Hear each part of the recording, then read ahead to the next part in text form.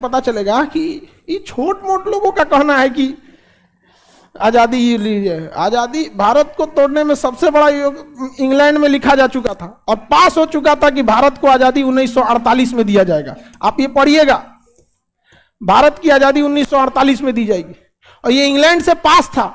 और वहां के प्रधानमंत्री जो थे क्लीमेंट एटली, उन्होंने कहा था कि 1948 में किया जाएगा। फिर एक साल पहले क्या हो गया, ऐसा आजादी किया गया, एक साल रुक जाता तो भारत का विभाजन नहीं होता। जिन्ना को फेफड़ा में कैंसर हो गया था और ये बात अंग्रेजों को पता था, जिन्ना को नहीं। अंग्रेजों को लग गया अरे भाई साहब, अगर जिन्ना मरा तो मुस्लिम लीग में कोई ऐसा नेता नहीं है जो भारत के स्वतंत्र पाकिस्तान की मांग को रख सके। फेफड़ा में उसको टीबी था, कैंसर, कई से गुच्छा गुच्छा बन गया था, उसके फेफड़ा में गुच्छा बन गया था उसके, तो वो कैंसर का ही रूप होता है। बताया ही नहीं सब उसको कि तुमको कोई दिक्कत है। जिन्ना के साथ अंग्रेजों को लग गया था कि ससुरा ये जिन्ना मर गया ना तो कोई इंसान पाकिस्तान को नहीं बना सकता। ये खुद जिन्ना का स्टेटमेंट था। जब पाकिस्तान बना ना तो मीडिया ने कहा कि मुबारक हो, मुस्लिम लीग के संयुक्त प्रयास से पाकिस्तान का निर्माण हुआ। तो जिन्ना ने कहा मेरे प्रयास से हुआ। मुस्लिम लीग में जिन्ना के बाद नेता बताइए ना, कोई नहीं थे सब यहां पे। जिन्ना का हाल, जिन्ना जब अंग्रेजों ने जिन्ना को छोड़ दिया था, जिन्ना को आखिरी सांस में जिस एम्बुलेंस में ले जाया गया था उस एम्बुलेंस का पेट्रोल खत्म था। 2 घंटा तक एम्बुलेंस खड़ी थी धूप में। सोच सकते हैं किसी देश का निर्माता का जिस गाड़ी में पेट्रोल, उस गाड़ी में पेट्रोल नहीं है और पेट्रोल खत्म भी हो गया तो तुरंत लाओ ना भाई। 2 घंटा तक धूप में खड़े थे। मरने के जिस दिन मरे थे ना उस दिन जाम में इनकी गाड़ी फंसी थी। 2 घंटा तक।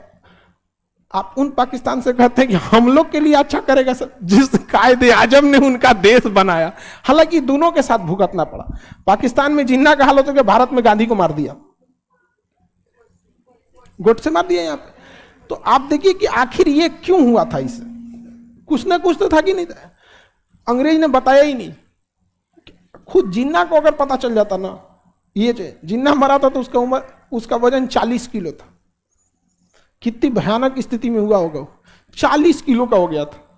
तो British east India company Bharat का शासन क्या कर ली, अपने हाथ में ले ली।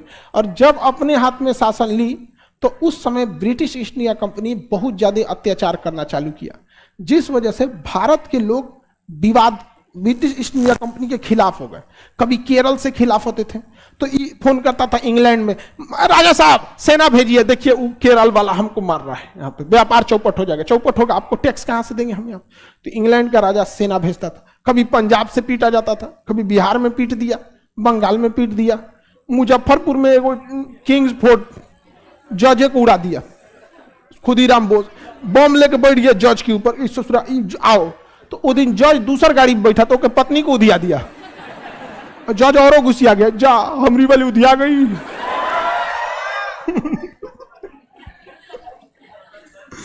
और बड़ी कुछ तक जज को देखा, जा तुम बच कैसे गया रे, तेरी गाड़ी पे तो बम मारे थे। कहा कि मैं हमारी बेटी या पत्नी उधिया गई। तो इंग्लैंड वालों को ना, इंग्लैंड का राजा टेंशन में आ गया। कहा कि रे ब्रिटिश ईस्ट इंडिया कंपनी, शुरू में तो तुम लोग टैक्स के रूप में पैसा भी भेजता था तो हम तुम्हारी मदद करते थे, समझ में आता था। अभी तुम लोग पैसा कम भेज रहा है, सैनिक हमें ज्यादा भेजना पड़ रहा है, कर क्या रहा है तुम लोग। कहा कि ना सारा चीज गड़बड़ नहीं हुआ है, ठीक हो जाएगा, कभी कभी होता है, हम लोग विस्तार कर रहे हैं कंपनी का, कोई दिक्कत नहीं होगा। यहाँ पर राजा इंग्लैंड में बैठा, उसको लगा कि हो सकता है कुछ हो गया यहाँ पे। इसी बीच हो गया 1857 की क्रांति। इतना बढ़िया से हुमच पिटाया था सब अंग्रेज ना, जिसका कोई हद नहीं। अंग्रेजों को जबरदस्त मारा गया था। और वहां से तब राजा ने क्या भेजा, अपना सिपाही। उस सिपाही एकदम गोर व्हाट हैपन, कहा कोई बात नहीं, कौन बैठिए यहाँ पे। गांव का आदमी बैठा के मार कचर मारा था। अब भारत वालों के पास उस समय बंदूक था नहीं, एक आदमी का मारते मारते 1 घंटा में जान निकालता था। सब बांस से मार रहा है, सब कूच रहा है, सब दांते काट रहा है, सब घोंप दिया चाकू।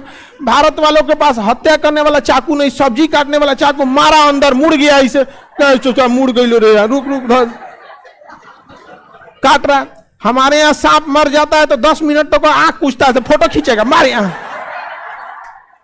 हमारे फोटो खींचता है तो कि नहीं, और क्या कुछ। अब जब तक बेचारा हिलते डुलते रहेगा तब वो मारेगा उसको। इंग्लैंड वालों को इतना मारा गया, जब लाश गई इंग्लैंड के राजा के पास, देखा ससुराई को मारा कैसे रे इसको, कोई लाश ठीक ठाक गया ही नहीं था। ओ माय गॉड, सब चल गया यहाँ पे, बहुत बुरा मारा था सर। और इंग्लैंड वाले छुप भी नहीं सकते थे सर, उन गधों का ड्रेस लाल रंग का था, और लाल रंग का तरंगदार सबसे ज्यादा होता है, दूर से दिख जाता था।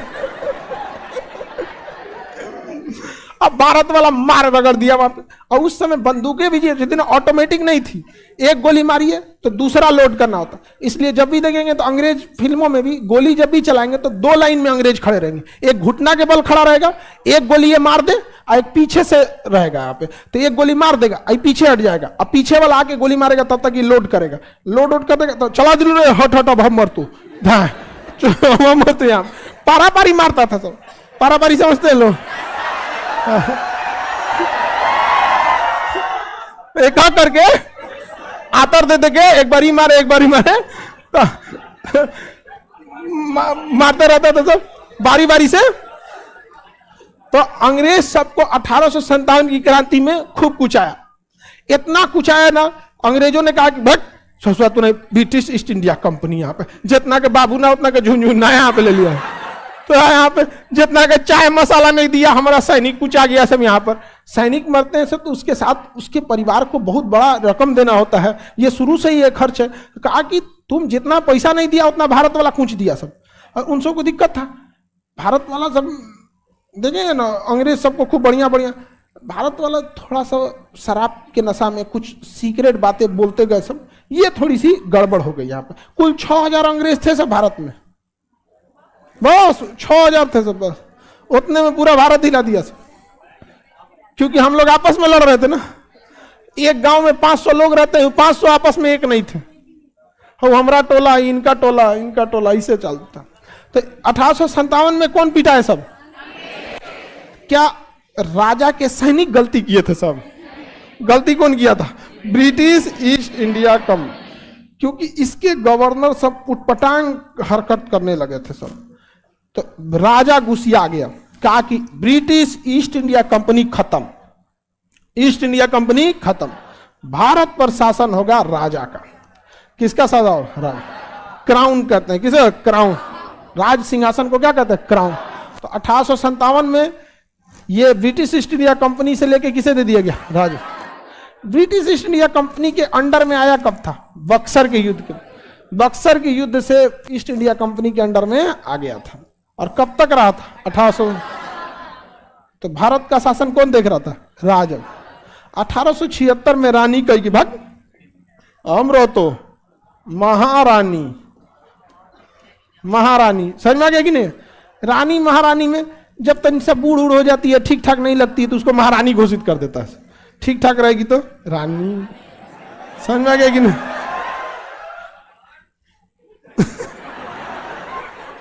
तुम लोग काय खुश हो रहा है? अपने चमगादड़ की तरह है खुश हो रहा है। तो बताइए 1876 में शासन किसे दे दिया गया? महाराज। 1857 में, 1764 में east India company, east India company के भ्रष्टाचार के वजह से भारत में 1857 की क्रांति हुई। वो क्रांति कई जगहों से हुई थी, जिसमें भारत के ही राजा ने अंग्रेजों का साथ दे दिया था, बहुत ज्यादा साथ दे दिया था अंग्रेजों का, जिस वजह से। दूसरा कि हमारे पास गोला बारूद की कमी थी, गोला बारूद की कमी थी। अंग्रेज भारत को 3 तरह से लड़ा रहे थे, ऊंच जात और नीच जात के आधार पर आपस में लड़ा रहे थे, हिंदू मुसलमान के नाम पे लड़ा रहे थे, और एक राजा को दूसरे राजा से लड़ा रहे थे। तो 3 तरह से लड़ाई लड़ रहे थे। हम लोग बड़ा बिखरे हुए भी थे एक तरह से,